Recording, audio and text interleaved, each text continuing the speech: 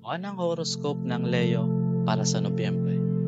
Ang horoscope para sa Nobyembre ng mga taong may zodiac sign na Leo ay nagsasabing magkakaroon ng mga hadlang sa iyong buhay ngayong buwan. Ang mga problemang ito ay maglalaho habang lumilipas ang buwan. Ngunit, mas mainam na matutunan mong harapin ang mga ito kaysa mag-alala tungkol dito. Kung magtagumpay ka, huwag kang mag-overboard. At kung magtagumpay kang mabigo, mag-aral ka mula sa mga pagkukulang. Ayon sa love horoscope ng mga Leo, inaasahan na magkakaroon ng pagpapabuti sa iyong buhay pag-ibig pagkatapos ng unang linggo ng buwan ito. Ngunit, magkakaroon ng mga problema sa unang linggo na maaaring malutas sa pamamagitan ng pagpapahalaga sa iyong kasintahan para sa kanilang mga magagandang aspeto. Kung magagampanan mo ito, magkakaroon ng kapayapaan at harmonia sa iyong relasyon.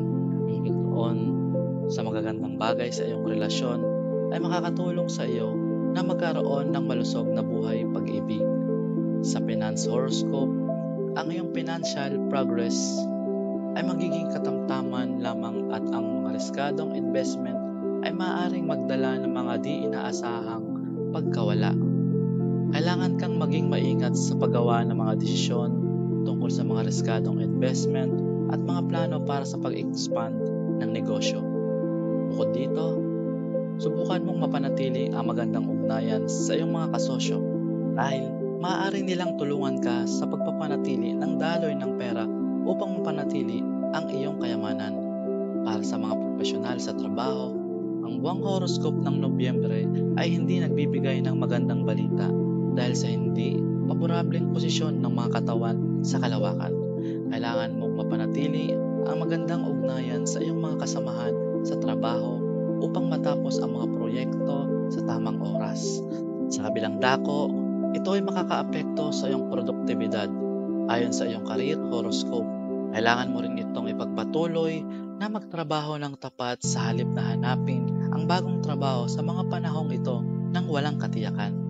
Sa wakas, ayon sa iyong health horoscope, inaasahan ang isang magandang panahon para sa mga taong may zodiac sign na Leo sapagkat makita nila ang pagaling mula sa kanilang mga paulit-ulit na karamdaman.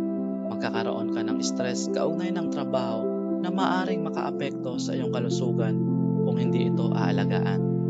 Kailangan mong alagaan ang iyong kalusugan sa isipan sa pamamagitan ng pagpalo sa mga pinauso na mga regular na paraan ng pagpaparelax upang mapanatili ang iyong kalusugan sa katawan.